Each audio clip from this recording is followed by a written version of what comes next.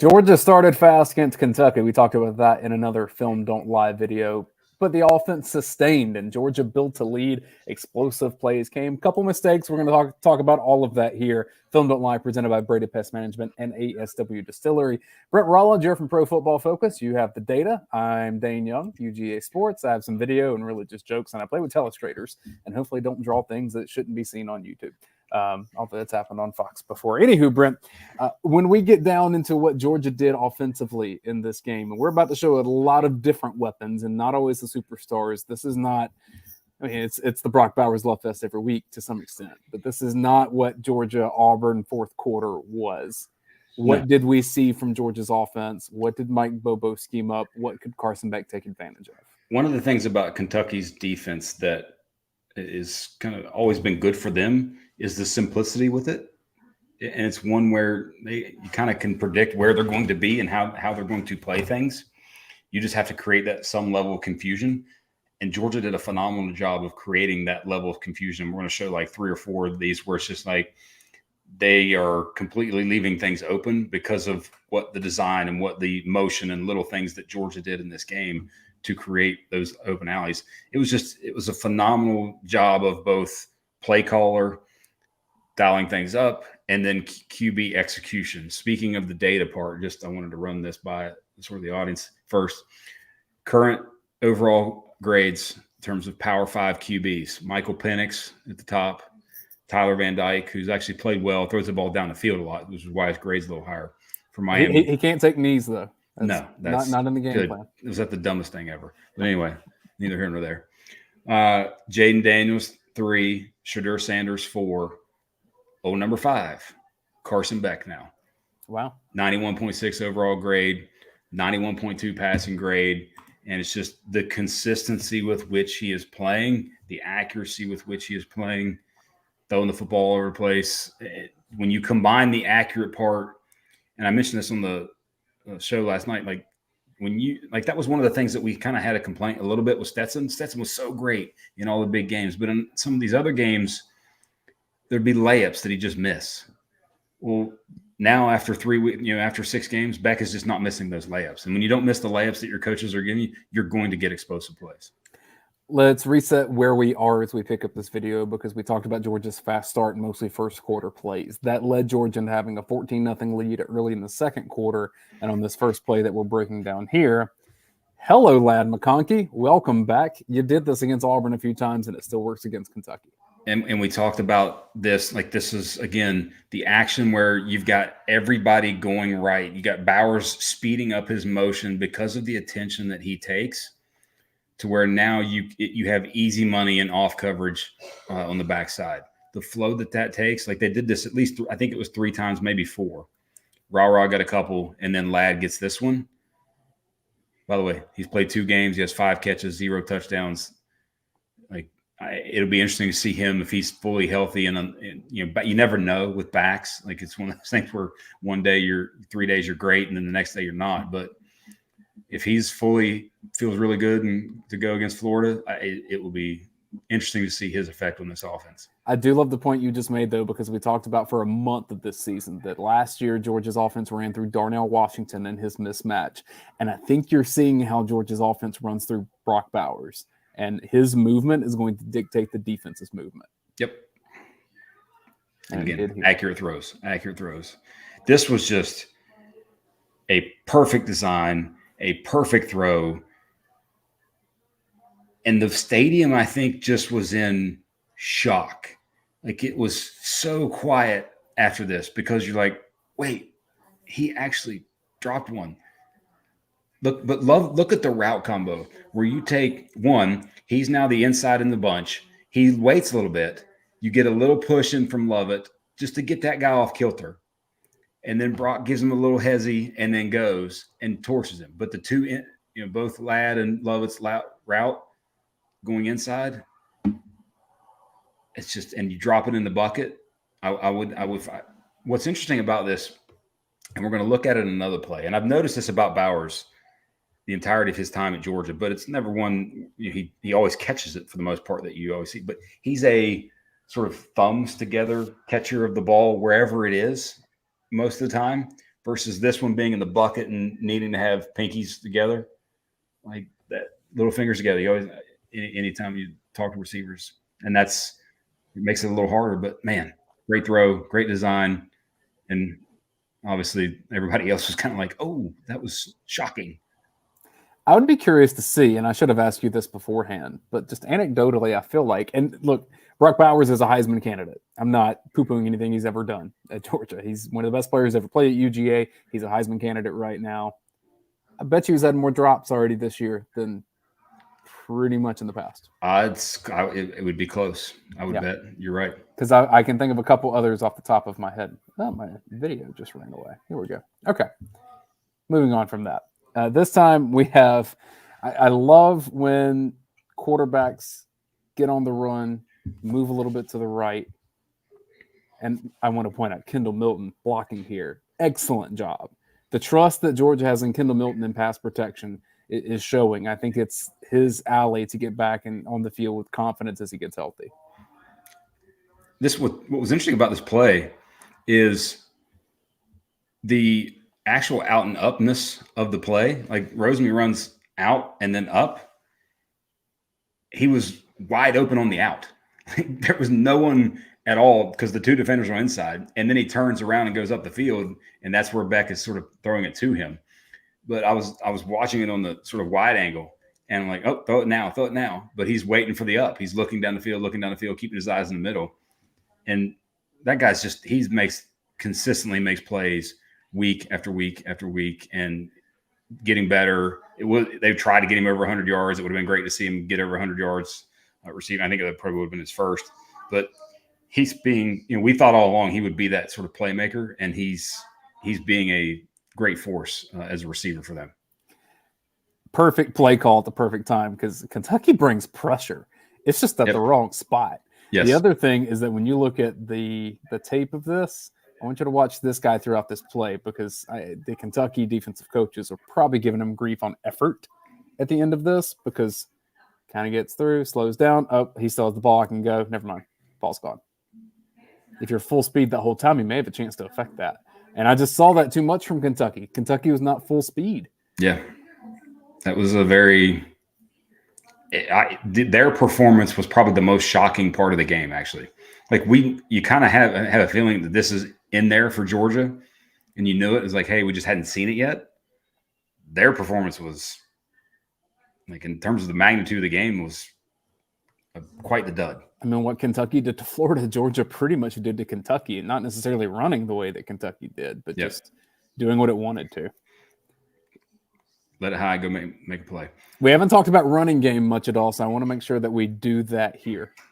It was actually, you look at how successful Dayne Edwards and Kendall Milton were running the football. I think they had, it was like maybe 15 carries for 101 yards, right around 670 yards a carry. And this is something we talk about consistently. We've done this probably for 2 years now, at least in this type of, in short yardage situations of running split zone action where Bowers is going across the formation and taking eyes. Watch what he does to the two different players because he comes there. Like in 25 is following him right there with the towel. Yep. And he screams across the field without even realizing that Milton has the ball. Like he's just watching Bowers, man-to-man on Bowers, because you have to in the lower red zone. Like you have to play him man-to-man. Knowing that, use that as a weapon. And you literally only have to make 1.5 kind of blocks here. You have to seal the sort of front side with truss, blocking down. Good job by Delp. Delp had his best game as a blocker, 81.5 run block grade. And you consistently watch it. He was actually did a phenomenal job this week. Make that block. Rosemy Jackson, like you said, gets there and gets a piece. I just want to point out how difficult of an assignment this can be. Because look at where Rosemy is compared to the guy that he's blocking here. You have to make sure you don't block him in the back. You have to make sure that you don't block him into where the run is going, but you have to get there and get leverage. This is excellent for Marcus Rosemy Jackson, and it's something that I think is going to need to be on some of his NFL tape. Oh, yeah, definitely. Get in the way, do your job, make the guy uncomfortable, but don't get a penalty. And also good job of handling a bad snap. Yes. Because this was Wilson to come in for Van Pran. There was a couple of them that were at his ankles. Boom, there. get it. And it just, when the attention that Bowers commands, look at the guys just flowing to the right, all three at the second level. And there's nobody there. I did have one question for you. So with Rah coming in motion, now his man follows him all the way over here. Rah stops and helps block here. Do you think he's meant to do that, or does he just get kind of clogged up and it's like, well, might as well? My guess initially is it's just kind of happens. Yeah. But I love the concept that the motion man's going to go with him. So send him off into oblivion, and then you have an extra blocker. If you know you're going to get 9 times out of 10, you get man in this lower red area like that, and you see it, this play is money all the time because the defense can't be right. Yeah, you add a number to it there. This time we go to, look where the space is. Rah Thomas. Why don't we throw to him on 2nd and 4 with a little curl? This is where, because of how Beck works and how, his quick release, when you combine the quick release and the accuracy, you're going to get this as much as you want, as long as you're not afraid to take the shots down the field and keep sort of DBs honest and they don't jump on you because you consistently do this. But again, we've highlighted this, all the action, Bowers and the running back, that Bowers and Edwards going to the left, and you just take advantage of the space to the backside. Easy money. Take it all day, every day. I mean, it's just, look at the hash here. All the Kentucky players are up here, and then when you send Bowers this way, like you said, the flow goes there. And so do you trust Rah to make a move in one-on-one when he has all that space? Yeah. Yeah. You do, especially in this game, the way he was playing. And I think, like, you see him each and every week in terms of involvement, snaps, things like that. It's more every week. So not everything was all warm and fuzzy, and I guess we should point out the down and distance here. This was, I think, the one bad decision and one really bad throw. Okay. Yeah, two bad, two from a decision standpoint, but this was the only one that actually cost him. But by the way, 37 dropbacks, and I just said 2. Like, that's a pretty good rate. Yeah, if both of those are pick sixes, you take it. And really and truly, outside of the fact that this kid, made a heck of a return, I love the throw because you're up 34-7 at this point. I think that's what it is. Yeah. And because they go down and score shortly thereafter this, but you're up 34-7. It's 3rd and 16. That's at the point where you go and you say as a QB, all right, coach is calling this play with these downfield concepts. I'm going to go try to put the ball in there because it was the same, almost exact same play that Rosemary Jackson ain't scored on earlier in the game. The sort of deep crossing route. It was love it this time. Now, we'll say I wish Rah would have run a little. It's hard to see on this copy, but the speed with which he ran was very third gear, I guess maybe is a good way to say it. And thus substandard? Maybe not the best. And thus the corner kind of can hang and not be threatened by him sprinting down the field.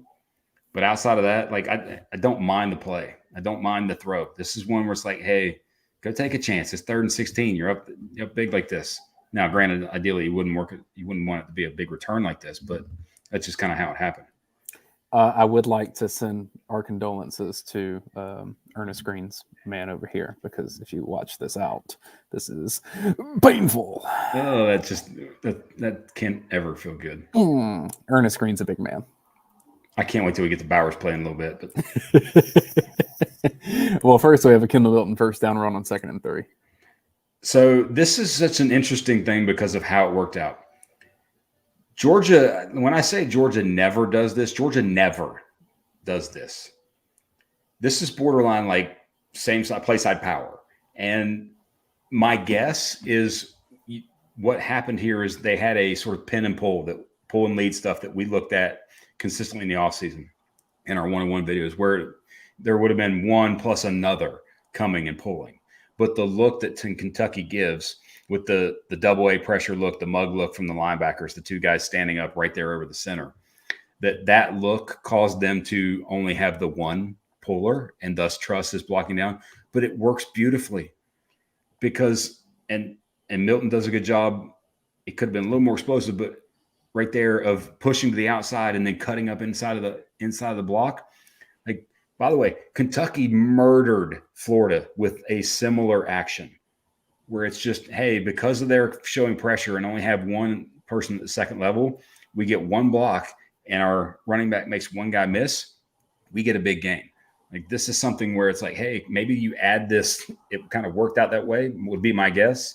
But I love this type of, because look at the down block that Truss and Bowers get on the play. Like I consistently see with Truss is when he's just moving down, like he moves people. And look what Bowers is doing to the backer. Like that's just, it's the easiest block in football, the down block. Like those two guys, like look at head. We always talk about head and butt.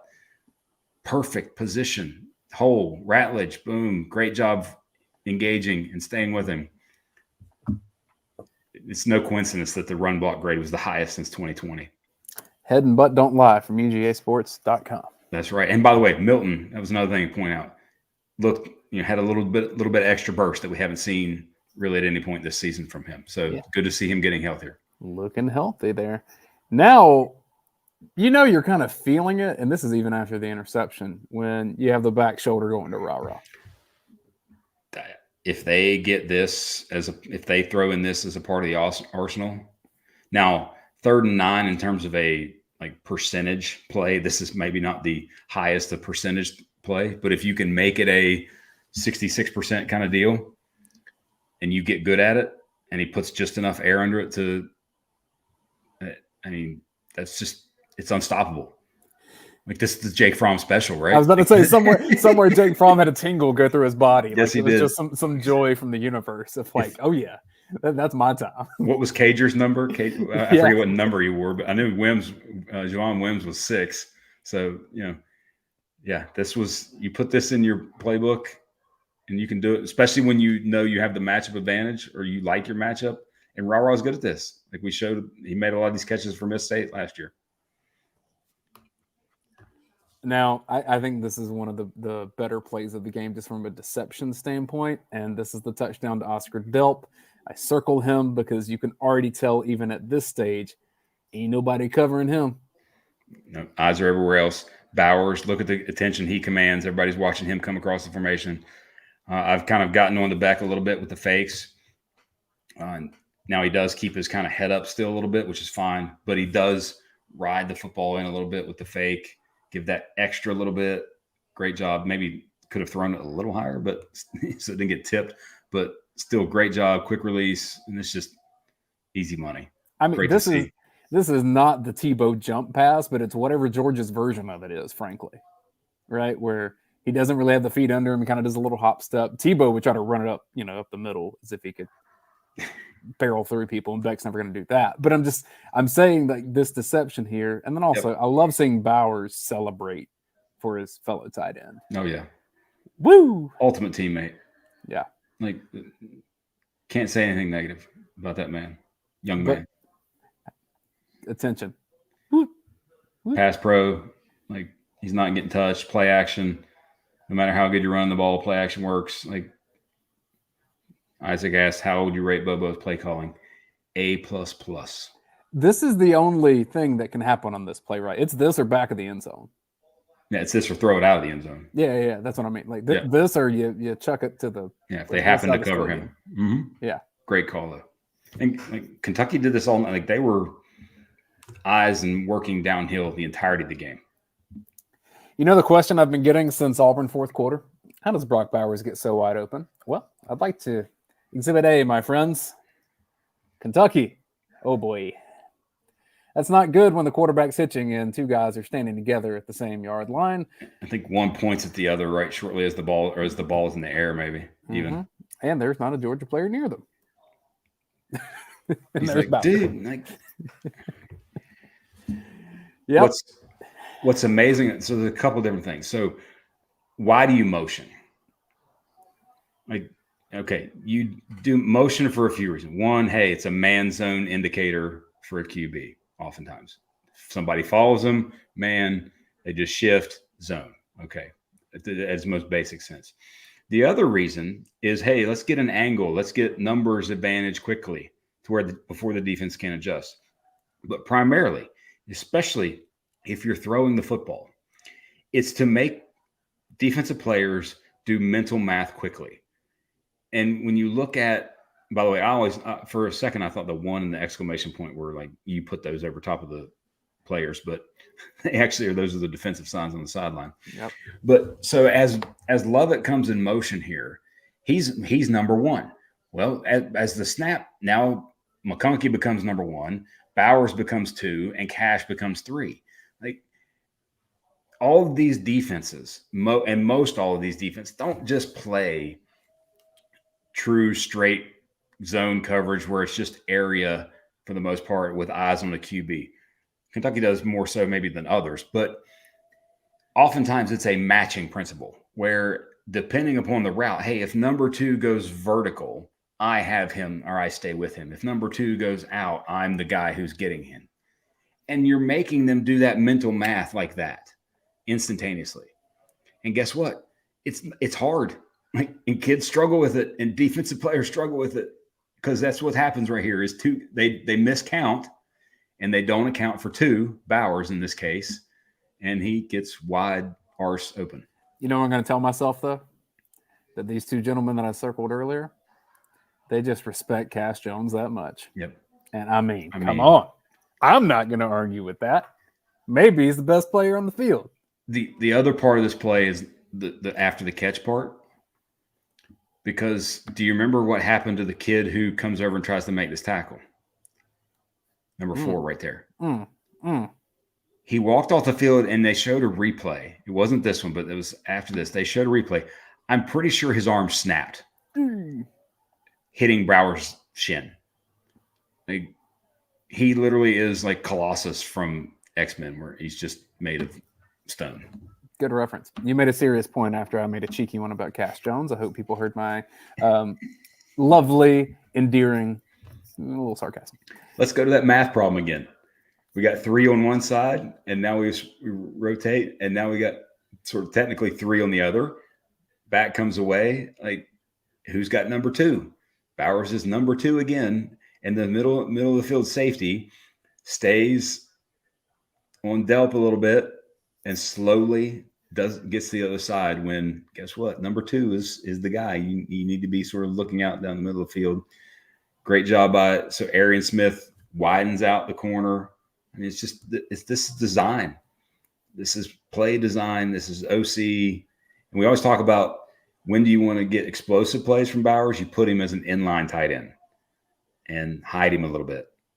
And that's what makes him the ultimate chess piece. And let him run really fast. And be Superman. Yeah. And have his third straight 100-yard game. And go 545 receiving yards now through 6 games. After the drop touchdown that he had earlier in the game, there was a better chance I was going to win the lottery without buying a ticket than him dropping this one. Yes. And then also his reaction, I don't think it gets here, but he comes up and he does that, which you rarely see from him. Like, so, it was one of those where he's like, all right, I'm holding on to this one. Saw a little bit of Lawson Lucky in the game as well. I see some people in the chat talking about that. Good to see that action beginning. I think Georgia will need him as the season progresses. Yes. But like we also said, a bounce-back game from Oscar Delp, who's had kind of some ups and downs this season. You just saw more weapons for Georgia on offense. If Rob Thomas plays like that in every game, if Georgia's offensive line plays like that in every game, if Kendall Milton gets a little healthy, you just see a lot of factors that build some confidence. And then also, hey, you get Vandy this week, early game, then a bye week, and then you kind of get home stretch there. That's like it. This was, I said this on Thursday on Round Lake, this was a monster game for them.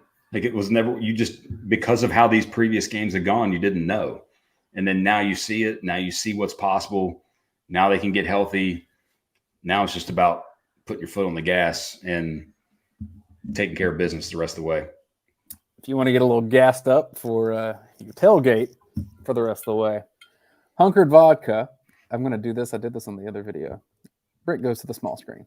This is the new vodka from ASW Distillery, who's been our partners for second year now with UGA Sports. Yep. Mm-hmm. Awesome folks. 5 of the 6 founders of ASW Distillery, Georgia Bulldog grads. They love Georgia. They want Georgia to succeed. They love UGA Sports. They love this YouTube channel. And they have put out this vodka. Why? Well, it's a partnership with Classic City Collective. And that means that for every one of these that's sold, there is proceeds that go to Classic City Collective, which helps Georgia NIL efforts. And NIL is pretty helpful these days. It's kind of a thing. It's kind of a thing now. It's all part of it. So you can learn more about that wherever you get your spirits. That needs to be. It's like a wrecking ball. I don't know what you're talking about. Who's that? I have no idea. Huh? I'm not even lying. That was awesome. This is bad YouTubing probably. That clip of Kirby saying "huh" is already one of my favorite things, and it is on my phone forevermore. As proof. Huh? It's beautiful. Go check it out on YouTube. Hey. It's on our channel if you want to know more. Anywho, ASW Distillery can make you feel like you're on a wrecking ball, I suppose, one way or the other. They're great folks. Distilled by Dogs. Check out whether it is the Hunker Down Vodka or if it's the Fiddler Bourbon. That's my play with them. Also, our supporters over at Breda Pest Management, their official pest control company of the Georgia Bulldogs. They protect Sanford Stadium. They can protect you as well at bredapest.com. Man, we just have some great partners that make this happen. And to continue doing all of this, they like the audience that we bring. So if you will subscribe to this YouTube channel, we are very, very close to 40K. Really proud of that. And really proud of Film Don't Lie this year. Our numbers have been fantastic. We have a great time doing this. And thank you guys for watching. We have one more that we'll probably record here and put out later. So if you've watched both of these live, you can check out our play of the game because Brent geeked out over this one. The play of the game with Brock Bowers. They set it up last week, by the way. So there's our tease. It's coming here in just a little bit. Thanks, Breda Pest Management. Thanks, ASW Distillery. Thank you all for watching. Have a good night if you're watching live, and we'll see you.